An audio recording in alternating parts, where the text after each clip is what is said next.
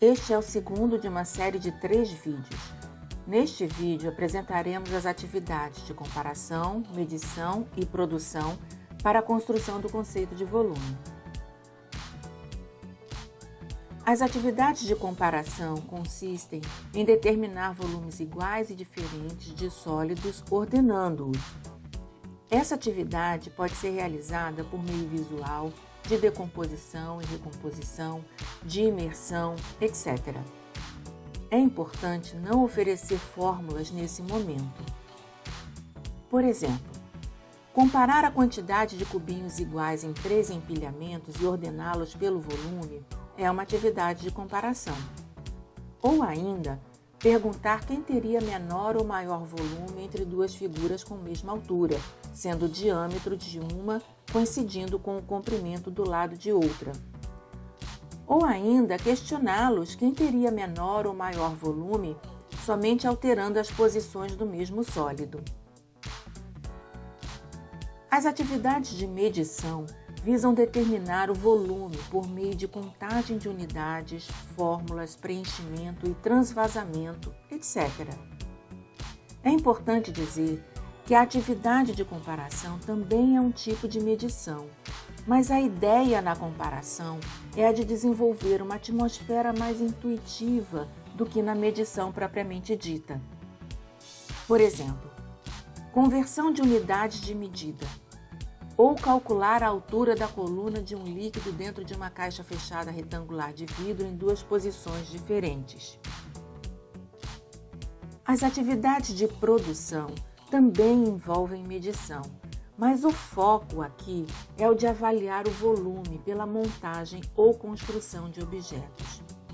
Por exemplo, virar um cone fechado de ponta cabeça com líquido e avaliar o volume pela altura do líquido em cada uma das posições. Ou ainda, avaliar o volume de 3 pedras de mesmo material. O grupo pesquisou alguns livros didáticos brasileiros e concluiu que a maioria dá ênfase às atividades de comparação e medição, mas não às de produção. Em meio aos estudos teóricos, aprendemos que volume não é o mesmo que capacidade. Desconhecíamos as relações entre massa, densidade e volume. Depois desses estudos, planejamos iniciar a aula por meio de uma problematização. Ao lado da escola, existe uma doceria e os alunos adoram bolos daquela doceria. Construímos então uma história com esse contexto. A ideia era de trabalhar com paralelepípedos representando volumes iguais e diferentes. A atividade 1 era de comparação. Tínhamos 2 bolos, bolo 1 e bolo 2, com formas iguais, mas com volumes diferentes.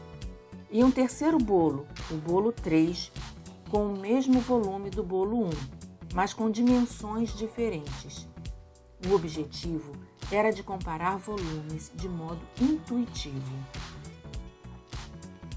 A atividade 2 era de medição, por falta de um nome melhor.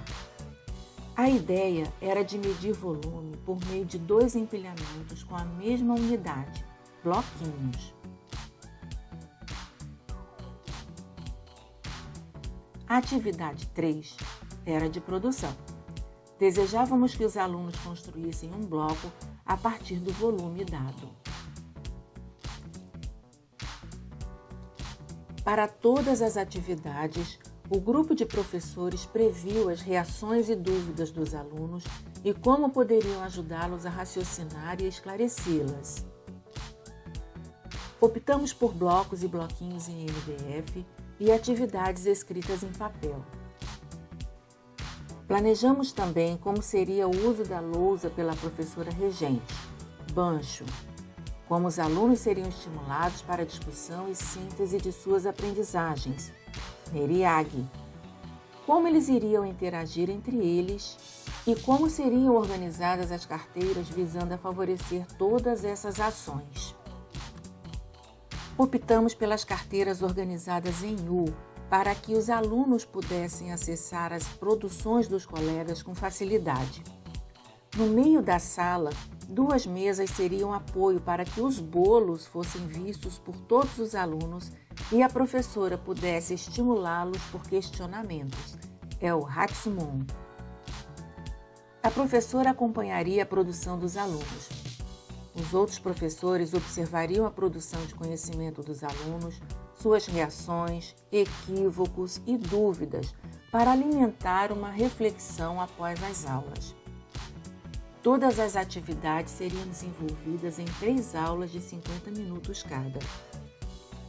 Ao final das 3 aulas, planejamos um exercício avaliativo que retratasse, em parte, a compreensão do conceito de volume até aquele momento. O exercício seria como um quiz, a partir da inspeção de 9 figuras com formatos e volumes diferentes ou iguais.